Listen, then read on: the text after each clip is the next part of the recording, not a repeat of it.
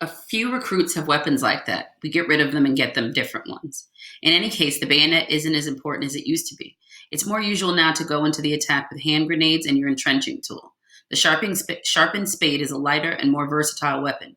Not only can you get a man under the chin, but more to the point, you can strike a blow with a lot more force behind it. That's especially true if you can bring it down diagonally between the neck and the shoulder, because then you can split down as far as the chest. When you put a bayonet in, it could stick, and you have to give the other man a hefty kick in the guts to get it out. And in the meantime, you might easily have copped it yourself. Besides, quite often it snaps off. At night, gas gets blown across at us. We are expecting the attack and lie with our gas masks handy, ready to tear them out as soon as we see the first shadow of a cloud.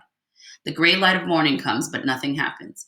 There is just that continuous and nerve-wracking rolling on the other side. Trains, more trains, trucks, and more trucks. What is all the concentration for? Our own artillery keeps on sending shells across, but it doesn't stop. It doesn't stop. Our faces are tired and we stare past one another. It'll be just like it was on the Somme. It finished up with 7 days and nights unbroken shelling, says Cat gloomily. He isn't making jokes anymore, and that's bad. Cat is an old sweat and he can sense these things.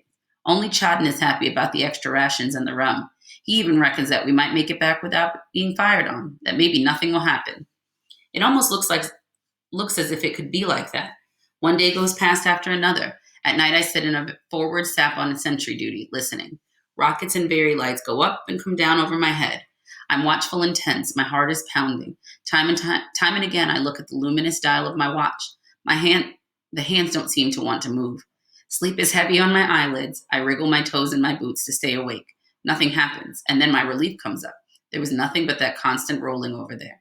Gradually, we calm down and play cards all the time. Maybe we'll be lucky after all. During the day, the sky is full of observation balloons. Word gets around that they are going to bring in tanks over on the other side when they attack, and fighter aircraft. We are less interested in that news, though, than what we hear about the new flamethrowers. In the middle of the night, we wake up. The ground is rumbling. There is a heavy bombardment going on above us. We huddle into the corners. We can pick out shells of pretty well every caliber. We all grab hold of our kit and keep on checking that it is there. The dugout shakes, and the night is all roars and flashes. We look at each other in the moments of light and shake our heads, our faces pale and our lips pressed tight. We can all feel it when the heavy shelling rips away the parapet and churns into the bulkheads, shattering the topmost blocks of concrete. We hear the duller, angrier impact when a shell hits our trench, like the blow from the claws of some snarling beast of prey. By morning, a few of the recruits are already green and throwing up. They haven't had experience of it all yet. They haven't had enough experience of it all yet.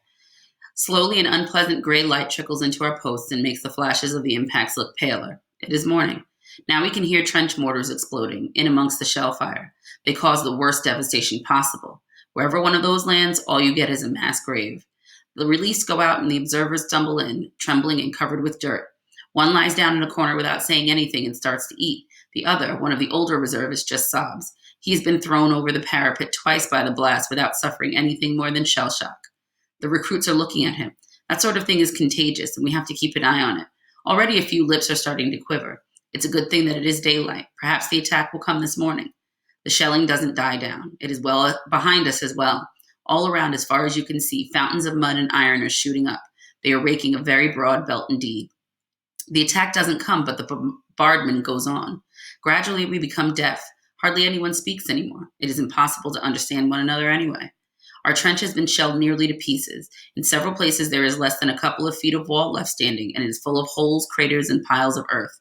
A shell burst just in front of our post. Immediately, everything goes dark. We've been buried and have to dig ourselves out. After an hour, the entrance is clear again, and we are a bit calmer because we have had something to occupy us. Our company commander climbs in and reports that 2 of the dugouts are gone. The recruits calm down when they see him. He tells us that they are going to try to get food up to us tonight.